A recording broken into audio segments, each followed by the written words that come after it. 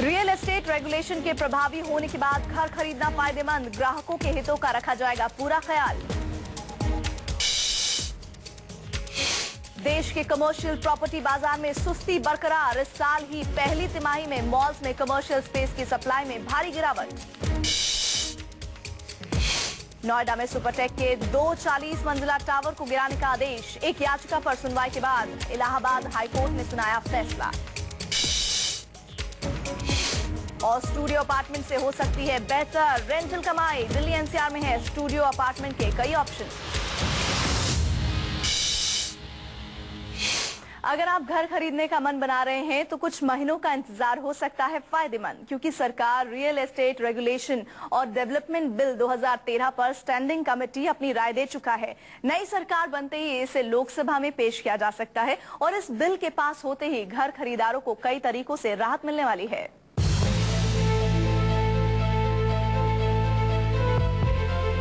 हर किसी को चाहिए एक सपनों का घर। लोग अपनी जिंदगी भर की कमाई घर का सपना पूरा करने में लगा देते हैं और पूरी जिंदगी पछताते रहते हैं,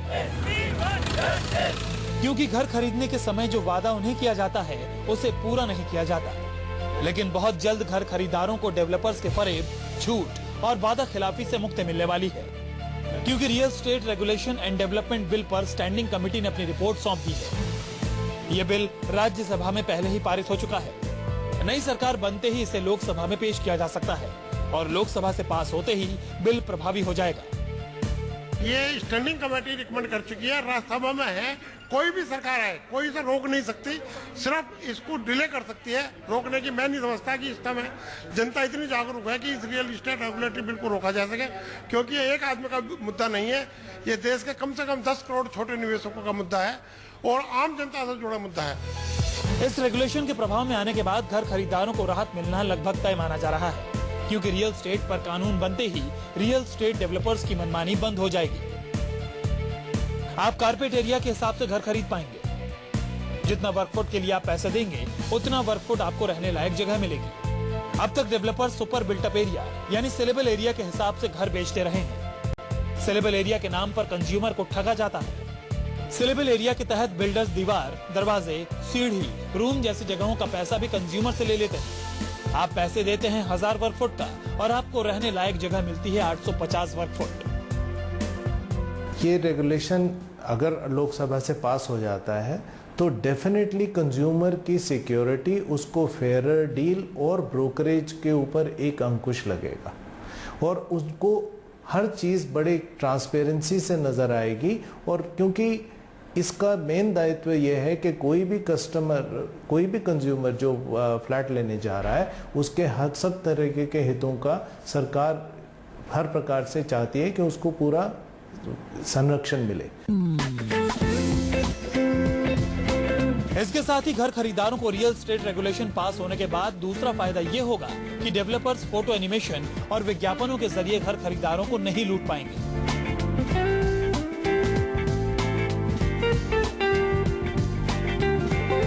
प्रोजेक्ट लॉन्च करने से पहले डेवलपर्स को सभी अथॉरिटीज की मंजूरी लेनी होगी। साथ ही घर खरीदारों को घर की सही तस्वीर दिखानी होगी। जैसा घर बनेगा या जैसी हरियाली होगी वही तस्वीर घर खरीदारों को दिखानी होगी।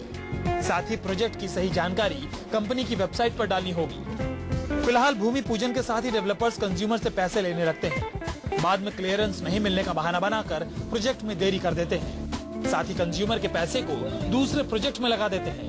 फिलहाल विज्ञापन के नाम पर डेवलपर्स कंज्यूमर की आंखों में धूल झोंकते हैं। एनिमेशन, ग्राफिक्स और फोटोग्राफ्स के जरिए प्रोजेक्ट को सुंदर दिखाया जाता है।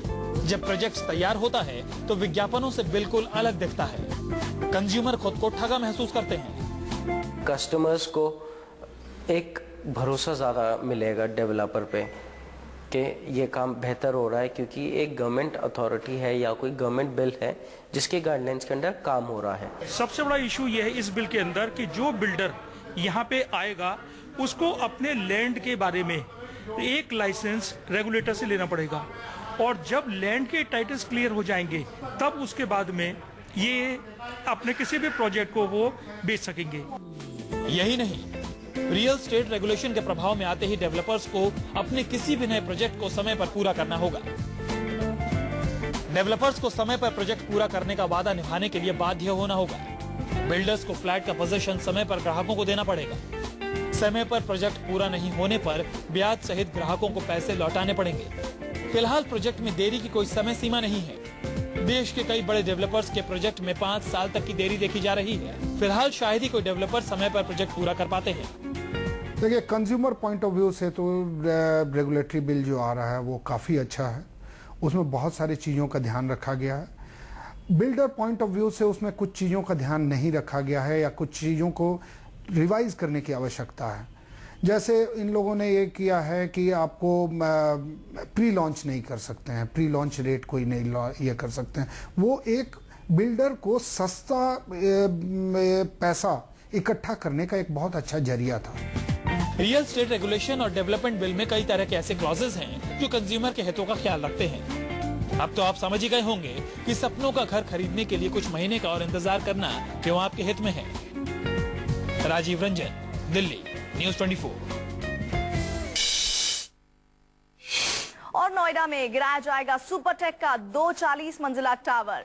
इलाहाबाद हाई कोर्ट ने एक अहम फैसले में सुपरटेक के करीब 500 फ्लैट वाले 2 टावर गिराने का आदेश दिया है। कोर्ट के इस फैसले से सुपरटेक को तगड़ा झटका लगा है। यह है नोएडा एक्सप्रेस वे पर बन रहा सुपरटेक एमराल्ड कोर्ट। ये सोसाइटी तो पुरानी है, लेकिन इस सोसाइटी में 2 नए टावर बन रहे हैं और इलाहाबाद हाई कोर्ट ने सुपरटेक एमराल्ड कोर्ट में बन रहे दोनों नए टावरों को गिराने का आदेश दिया है। 2 टावर में करीब 500 फ्लैट्स हैं। कोर्ट ने अवैध निर्माण के दोषी नोएडा अथॉरिटी के कर्मचारियों पर भी कार्रवाई का निर्देश दिया है। कोर्ट ने सुपरटेक के खिलाफ भी कार्रवाई का आदेश जारी किया है। दिसंबर 2012 में हमने इलाहाबाद हाई कोर्ट में इन 2 टावर्स के केस किया था कि ये इलीगल हैं और इनको नहीं रोकने से बंद किया जाए और डिमोलिश किया। गौरतलब है कि RWA ने सुपरटेक के अवैध निर्माण के बारे में दिसंबर 2012 में याचिका दायर की थी। इलाहाबाद हाई कोर्ट ने नोएडा सेक्टर 93A में एमराल्ड कोर्ट के टावर नंबर 16 और 17 को गिराने का आदेश दिया है। ये दोनों टावर 40 मंजिला हैं। इन दोनों टावर्स में काम चल रहा है। कोर्ट के आदेश के बाद टावर में चल रहा काम रुक गया है। कोर्ट ने अपने आदेश में निवेशकों को उनका पैसा 14% ब्याज समेत चुकाने का आदेश दिया है। एमराल्ड कोर्ट में रहने वाले लोग इलाहाबाद हाई कोर्ट के इस आदेश से बेहद खुश हैं। हम लोग बहुत खुश हैं कि ये ऑर्डर्स आए हैं, क्योंकि इलीगल कंस्ट्रक्शन वो सारे अप्रूवल्स हाई कोर्ट ने गलत माने हैं और इसीलिए उन्होंने दोनों के ऑफिसर्स को प्रोसिक्यूट करने का ऑर्डर दिया है। सुपरटेक को 3 महीने में हाईकोर्ट के आदेश पर अमल करना होगा। बहरहाल कोर्ट के इस आदेश के बाद बिल्डरों की मनमानी पर शिकंजा कसने में लगाम लगेगा। पर सवाल उठता है कि महज 14% ब्याज से निवेशक इस सदमे से उबर पाएंगे। मनीष कुमार, नोएडा, न्यूज़ 24। और अब शुरू करते हैं सवाल जवाब का सिलसिला। आपके सवालों का जवाब देने के लिए हमारे साथ जुड़ चुके हैं पैरागॉन रियल्टर्स के फाउंडर करणवीर सिंह। करणवीर जी, प्रॉपर्टी 24 में आपका स्वागत है। Thank you. और इसी के साथ ही हमारे साथ दर्शक जुड़ चुके हैं जिनका नाम है अमित कश्यप, बरेली से ये हमारे साथ जुड़ रहे हैं। पूछिए अमित, क्या जानना चाहते हैं? सर, मैं सोना रोड गुड़गांव में प्रॉपर्टी देख रहा हूँ।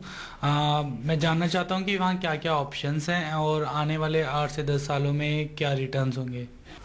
सोना रोड पे निवेश करना अच्छी ऑप्शन है। गुड़गांव के साथ लगा हुआ है, गुड़गांव एक्सपैंड कर ही रहा है, तो नेचुरल कोर्स उसका सोना रोड की तरफ ही एक्सपेंशन है।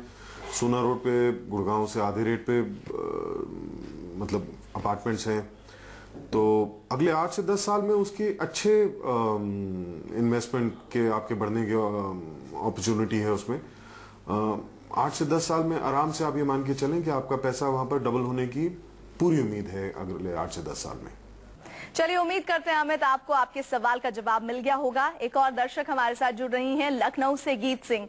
गीत, पूछिए अपना सवाल।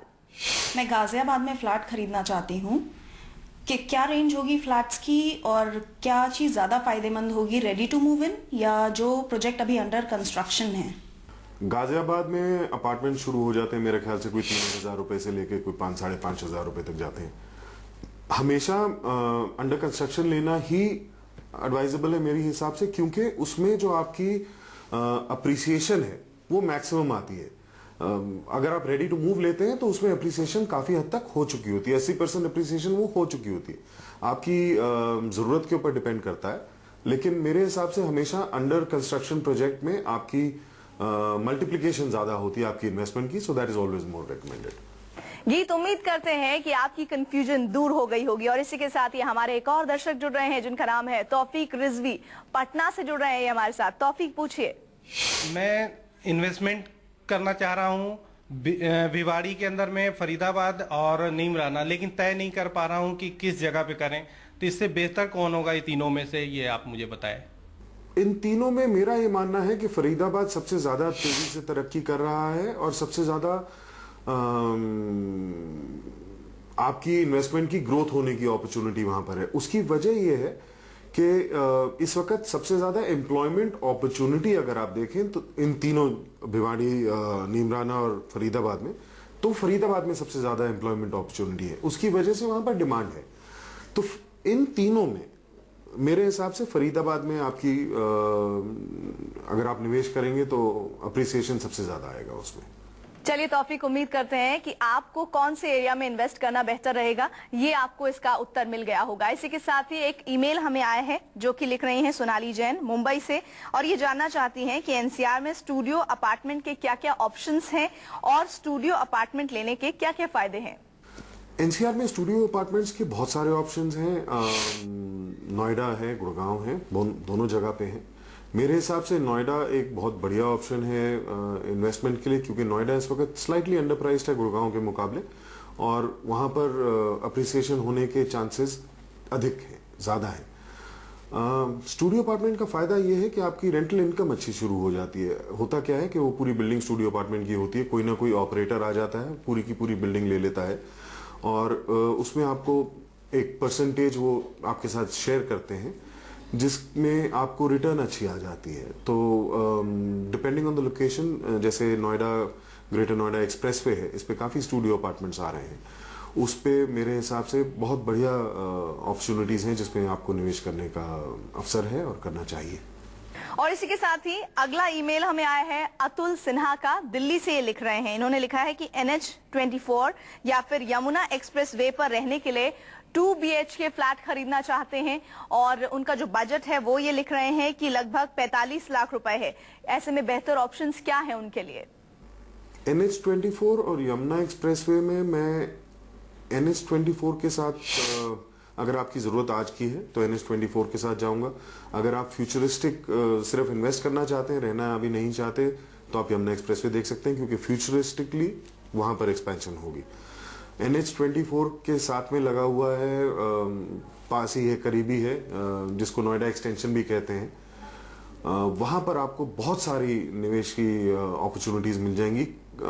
45 लाख में तो शायद आपको वहां पर 3 बेडरूम भी मिल जाएगा, और मेरे ख्याल से 2 बेडरूम वहां पर 25-30 लाख से शुरू हो जाते हैं, जो कि मेरे हिसाब से बहुत बढ़िया अप्रिशिएट करेगा जो नोएडा एक्सटेंशन है इस वक्त। करणवीर जी, एक सवाल मेरे तरफ से भी है, वो ये कि प्रॉपर्टी बाजार में पिछले 1.5 वर्षों से मंदी देखी जा रही है। क्या इस समय प्रॉपर्टी में निवेश करना सही है, या निवेशकों को कुछ महीने, कुछ और समय इंतजार करना चाहिए? जी, आप सही कह रहे हैं। पिछले 1-1.5 साल में काफी बाजार ढीला रहा है, रियल एस्टेट मार्केट स्लो रही है, और उसी वजह से इस वक्त सबसे बेस्ट टाइम है बाय करने का, क्योंकि this is at a rock bottom. इस वक्त प्राइसेस बिल्कुल नीचे हैं, और ये बिल्कुल बहुत बढ़िया अपॉर्चुनिटी है बाय करने की। बहरहाल मार्केट बढ़ेगी, कब बढ़ेगी, ऑलरेडी उसके आसार शुरू हो चुके हैं। The science of revival are there. Market में काफी इंक्वायरीज और काफी सारी ट्रांजैक्शंस होनी शुरू हो चुकी हैं। बहरहाल इसका इमीडिएट इफेक्ट और काफी तकड़ा जंप देखा जाएगा। मेरा मानना है, पर्सनल मानना है, कि after elections, after the formation of a stable government at the centre, मेरे हिसाब से काफी तेज रफ्तार से इसमें रियल एस्टेट में वृद्धि आएगी। रियल एस्टेट सेक्टर में छाई सुस्ती का असर कमर्शियल प्रॉपर्टी पर साफ दिखने लगा है। देश के 8 प्रमुख शहरों में इस साल जनवरी से मार्च की तिमाही में मॉल्स में कमर्शियल स्पेस की सप्लाई में 65% गिरावट दर्ज की गई है।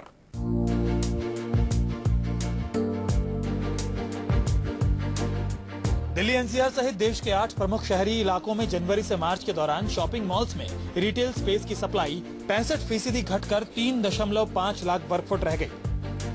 अंतर्राष्ट्रीय consultancy firm Cushman and Wakefield की रिपोर्ट में यह बात सामने आई है।